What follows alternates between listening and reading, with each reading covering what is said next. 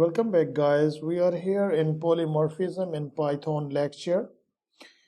We already know that we can pass different type of arguments to method functions. Method belongs to the object, they act on it.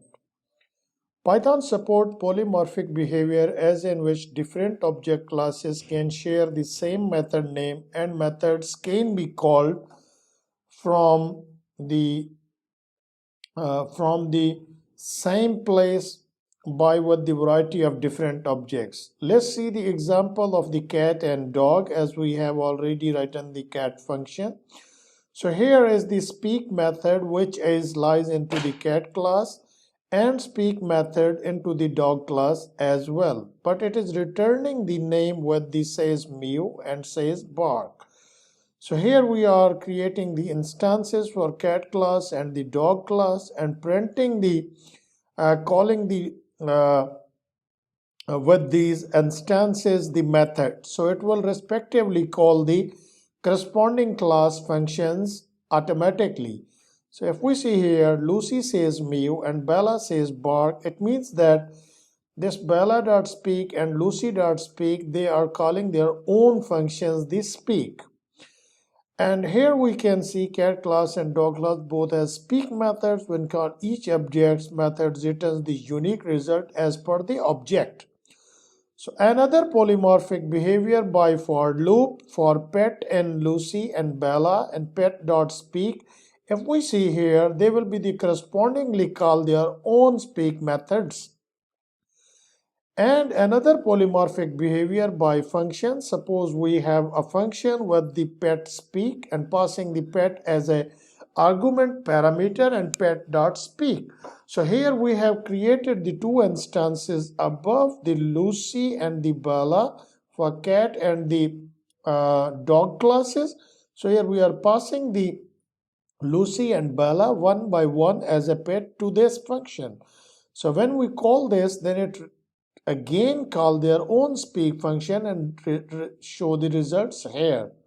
Here in both cases we seen the followings. We were able to pass in different object types and we obtained this object specific result from the same mechanism.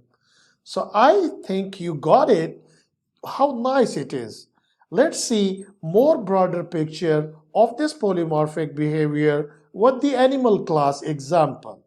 Suppose we have animal class, will never have an animal object. Only we have the object like cat, cows, dog, buffaloes, something like that. So here we have the main class, the animal, with init function which is passing the self and name. So it is creating this.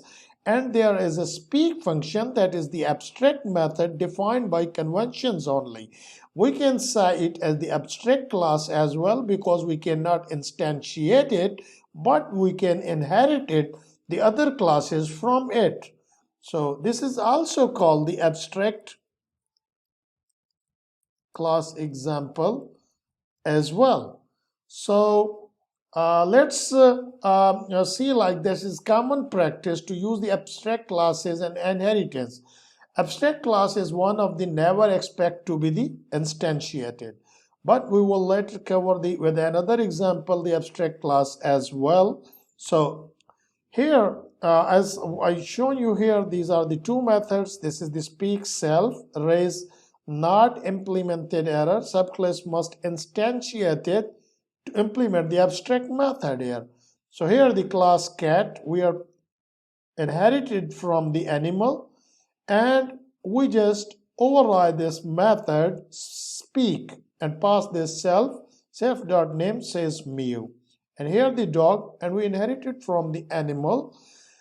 And if we say here the speak function and it says the bark, name concatenate with this. And when we call this, then see the results, it will call corresponding methods belong to those classes. Overriding methods, you can always override your parent class methods. One reason for overriding parents method is because you may want special or different functionality in your subclasses. Suppose we have a parent class and def function is a my method in This is the function of the parent class. Calling parent method, and here is the child class. This is the parent, and this is the my method function. This is the function of the child class, and here you can change the you can say functionality whatever you want, and here we instantiate this child class and c dot my method. Then how this works, let's see it. So calling child methods. So if there is another class like child2, then that can also override the my method and use it as per his needs. So this is all about the polymorphic behavior. I will be back with next lecture. I hope you guys enjoy it. Please do practice for all this by your own. Bye for now.